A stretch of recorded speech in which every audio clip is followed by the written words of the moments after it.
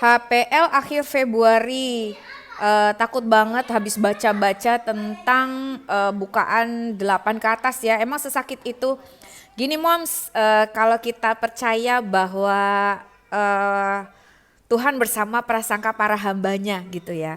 Jadi kalau aku kasih tips ya. Jadi ketika aku hamil, aku tahu hamil dari benar-benar aku tes pack keluar garis warna merah 2, itu aku benar-benar mempersiapkan segalanya sebaik dan semampu aku.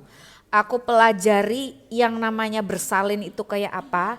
Aku pelajari kontraksi itu kayak apa, tanda-tanda persalinan itu kayak apa, dan yang namanya proses melahirkan itu kayak apa. Walaupun aku backgroundnya adalah kesehatan masyarakat yang memang mempelajari juga hal-hal tersebut ya secara teori ya, bukan klinis terjun untuk megang kayak bidan itu enggak, tapi background aku ini tetap membutuhkan ilmu yang cukup untuk persiapan persalinan.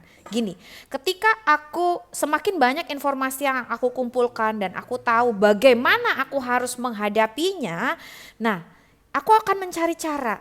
Ya, contohnya waktu itu yang aku pilih di persalinan yang pertama adalah belajar hypnobirthing.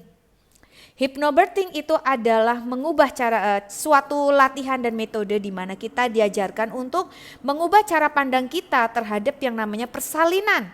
Bahwa yang namanya rasa nyeri, rasa kontraksi, nggak nyaman secara persalinan itu bisa kita alihkan dan bisa kita cari cara untuk menyamankan. Dan kita tanamkan pada mindset kita bahwa yang namanya gelombang rahim itu bukan untuk ditakuti, tapi justru dibersamai. Karena apa? Setiap gelombang rahim itu membawa kita dekat dengan kelahiran anak kita.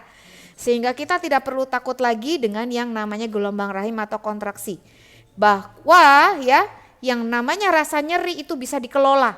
Caranya apa? Dengan belajar, mempersiapkan diri, memberdayakan diri.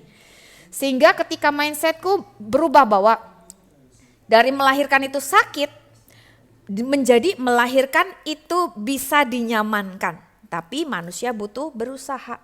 Gak ada yang instan ibu, saya 9 bulan mempersiapkan supaya yang namanya persalinan saya itu minim rasa nyeri, minim trauma dan enggak takut lagi melahirkan. Gitu. Jadi harus ada usahanya dan terakhir berserah diri sama Allah. Karena kan kita ini manusia tuh gak ada apa-apanya gitu loh. Mau kita berusaha sekuat tenaga semaksimal mungkin, kalau Allah gak kasih ridho, gak kasih izin, kan gak mungkin. Tetap ya, dan izinnya Allah mungkin juga tergantung usaha kita.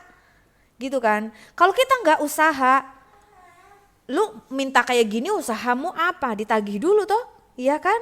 Jadi seperti itu ibu-ibu tipsnya ya. Jadi kalau mau ya cari tahu, cari ilmunya, cari caranya dan metodenya. Seperti itu tipsnya dari aku.